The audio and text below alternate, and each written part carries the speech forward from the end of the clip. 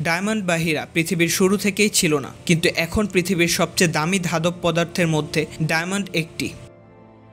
এই ধাতুকে মূল্যবান অঙ্গীকার ও ভালোবাসার প্রতীক হিসেবে ধরা হয়। অত্যন্ত আকর্ষণীয় ও দুর্লভ হওয়ায় কি এতটা মূল্যবান করেছে এই ধাতুকে? এই সব কিছু মনস্তাত্ত্বিক নিয়ন্ত্রণ নাকি আসলেই হীরা পৃথিবী জুড়ে সীমিত পরিমাণে আছে? চলুন পাথর টুকরা থেকে অন্যতম দামি ধাতু হয়ে ওঠার ইতিহাস জেনে আসা যাক।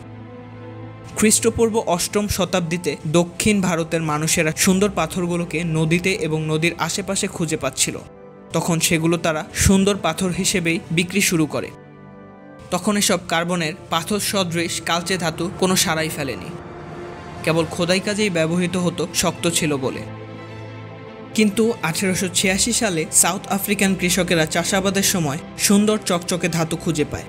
এই তথ্য ছড়িয়ে পড়ার পরপরই প্রভাবশালী ও ক্ষমতাবান রাজনৈতিক ব্যক্তিত্ব সিসিল রোডস, যে পরবর্তীতে 1890 থেকে 1896 পর্যন্ত কেপ সাম্রাজ্যের প্রধানমন্ত্রী ছিলেন, তিনি বড় বড় জায়গা কিনে নেয় এবং খনন কাজ শুরু করেন।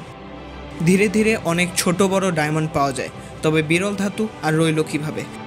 এত পরিমাণে পাওয়া যাচ্ছে, তবে ঢালাওভাবে কেনার কোনোই মানুষ নেই, অর্থাৎ প্রায় শূন্য ডিমান্ড।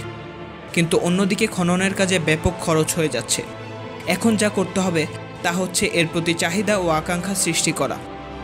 এমন এক আকর্ষণ এর প্রতি সৃষ্টি করতে হবে যেন সবাই তা কিনতে চায়। আর যখন চাহিদা বা ডিমান্ড বাড়বে, ঠিক তখনই এর যোগান বা সাপ্লাই ইচ্ছাকৃতভাবে কমিয়ে আনলেও বেশি দামেই বিক্রি সম্ভব হবে। আর এই উদ্দেশ্যেই সে সময়ের তারকা বা সেলিব্রিটিদের কোনো বিনিময় ছাড়াই উপহার দেওয়া হয় এসব সুন্দর হীরা, আর বোঝানো হয় এটা তাদের স্ট্যাটাস বাড়াবে।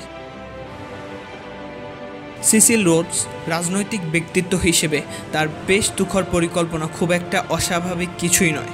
তখন এই হীরার চাহিদা বাড়াতে বিজ্ঞাপনে ঢালা হলো প্রচুর অর্থ, আর স্লোগান হিসেবে পরিচিত করানো হলো এ ডায়মন্ড ইজ ফরএভার, অর্থাৎ অসীম ও স্থায়ী এক ভালোবাসার প্রতীক হিসেবে এই হীরাকে তুলে ধরা হলো।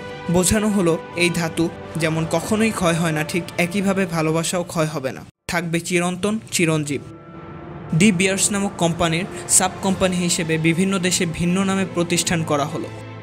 ইউরোপে সিএসও, আফ্রিকায় ডায়মন্ড ডেভেলপমেন্ট কর্পোরেশন, ইংল্যান্ডে ডায়মন্ড ট্রেডিং কোম্পানি ইত্যাদি নামে কোম্পানি চালু করা হলো। আর মানুষ এর দ্রুত বিস্তৃত ও বিশাল চাহিদা ভেবে মনস্তাত্ত্বিক এক প্রতিযোগিতায় পড়ল। ভালোবাসা রক্ষার্থে কিনতেই হবে এই হীরা।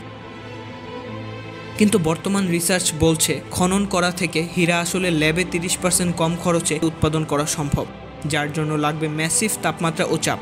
তবুও কি এই হীরার দাম কমেছে? না, কমেনি, কারণ তারাই এসব নিয়ন্ত্রণ করছে। প্রাকৃতিকভাবে লক্ষ লক্ষ বছর ধরে উচ্চ তাপমাত্রা ও চাপে কার্বনের আইসোমেট্রিক রূপ হিসেবে এই হীরা তৈরি হয়। আর যদিও দাবি করা হয়েছিল ডায়মন্ড ক্ষয় হয় না, তাও পুরোপুরি সত্যি নয়। স্বাভাবিক চাপে খুবই নগণ্য পরিমাণে হীরা গ্রাফাইটে পরিণত হতে থাকবে, আর এজন্য কিছুটা তাপমাত্রারও প্রয়োজন হবে। তবে এভাবে কম শক্তির গঠন গ্রাফাইটে পরিণত হতে লাগবে প্রায় মিলিয়ন বছর।